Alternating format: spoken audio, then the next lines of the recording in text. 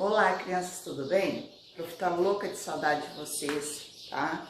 Mas com o tempo, acredito que nós vamos voltar para nossa escola, para nossa sala de aula, para aproveitar um pouquinho mais, para ficar mais com vocês, para nós darmos risadas, brincarmos e assim por diante. Então hoje nós vamos começar a estudar sobre grandezas e medidas, que está lá na página 109 da apostila de vocês. Aí, o que são as grandezas e medidas? Então, para determinar a massa de um objeto, nós podemos utilizar a balança, massa, o peso, que nós estamos acostumados a falar. Para determinar o tempo nós vamos determinar como o quê? Como o relógio, tá? E a altura, o que nós podemos fazer? Usar a nossa régua, tá? As réguas, que são as formas de nós estarmos medindo, certo?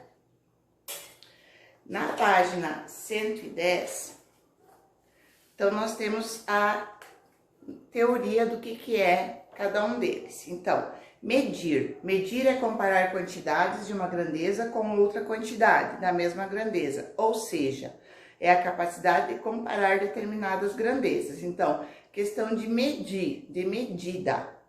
Grandeza é tudo aquilo que pode ser medido ou contado. Então, podemos compreender que medir é escolher uma unidade e determinar quantas vezes essa unidade cabe no objeto a ser medido. Há unidades convencionais, como o centímetro e o metro, e não convencionais, como a medida do seu pé ou do seu pau. Na sala de aula, a prof já explicou um dia para vocês que antigamente eles usavam o palmo, né? O palmo para fazer as medidas ou o próprio pé. Mas o que acontecia? O palmo, o meu palmo, com, no caso, a minha mão, com a mão de vocês, ela dá uma diferença bem grande, né? Se vocês pegarem um pequenininho da sala, né? E vocês forem medir até a mãozinha de vocês, vai ser diferente. Então, tu imagina a da prof, certo? Então, eles perceberam que com essas medidas que eles usavam, que eram partes do corpo, tá?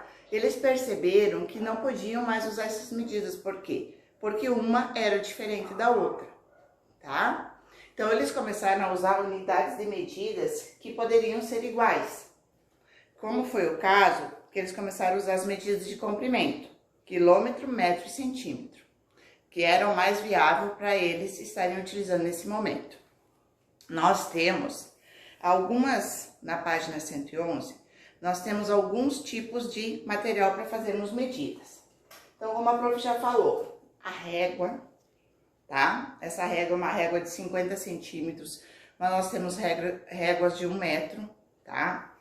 Aí, essa aqui é uma régua de 30 centímetros. Aí, a prof conseguiu mais uma aqui de 20 centímetros. E nós temos a fita métrica, tá? Fita métrica, trena, como vocês quiserem chamar, mas nós chamamos de fita métrica, tá? A fita métrica, ela tem 1,5 m ou 150 centímetros, tá? Então, o que a prof quer de vocês?